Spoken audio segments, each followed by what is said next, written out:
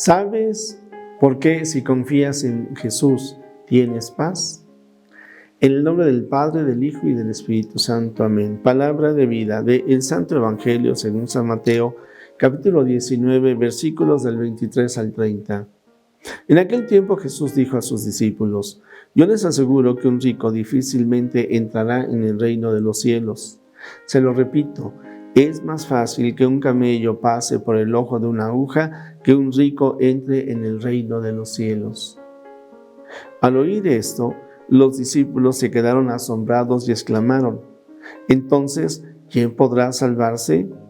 Pero Jesús, mirándolos fijamente, les respondió: Para los hombres eso es imposible, mas para Dios todo es posible. Entonces Pedro, tomando la palabra, le dijo a Jesús: Señor, nosotros lo hemos dejado todo y te hemos seguido. ¿Qué nos va a tocar? Jesús les dijo: Yo les aseguro que en la vida nueva, cuando el Hijo del Hombre se siente en su trono de gloria, ustedes, los que me han seguido, se sentarán también en 12 tronos para juzgar a las 12 tribus de Israel. Y todo aquel que por mí haya dejado casa, o hermanos, o hermanas, o padre, o madre, o esposa, o hijos, o propiedades, recibirá 100 veces más y heredará la vida eterna. Y muchos primeros serán últimos, y muchos últimos primeros. Palabra del Señor. Gloria a ti, Señor Jesús.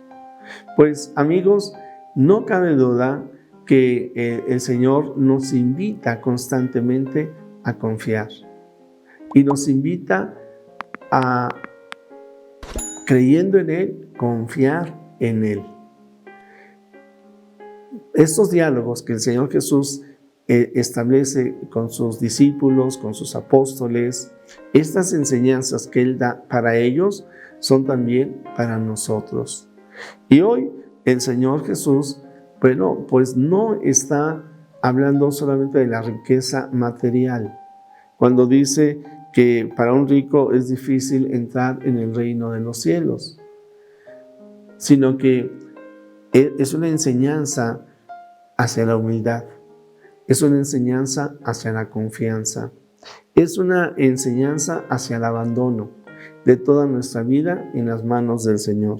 Por eso, esto que Él dice y Él señala, sabemos que los apóstoles, sus discípulos, no lo entendieron. Hay que recordar que el Señor los va formando, Y cuando dicen, es que un rico es difícil que entre al reino de los cielos, ay, Señor, pues es que mis expectativas son que si yo te sigo, pues yo tengo que ser rico. Y a mí me tiene que ir muy bien porque te estoy siguiendo. No es así. Pero bueno, por eso es de que Pedro dirá: Señor, pero nosotros dejamos todo. A ver, ¿qué es lo que dejó Pedro? Era un pescador, vivía al día.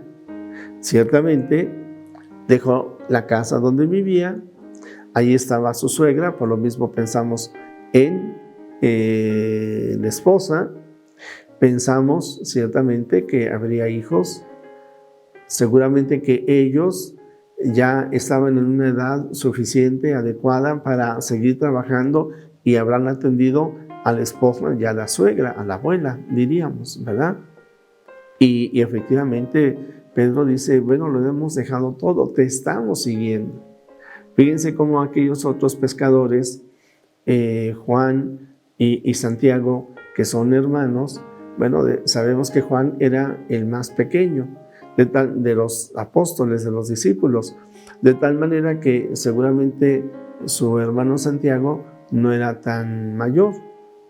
Ellos trabajaban con su padre era el dueño de las barcas, de tal manera que están dejando una familia, pero era todo lo que tenían, No es que tuvieran grandes riquezas, no es que fueran grandes empresarios. El lago de Tiberíades le llamamos Mar de Galilea, es un lago muy pequeño, no da como para que un pescador se haga rico, definitivamente.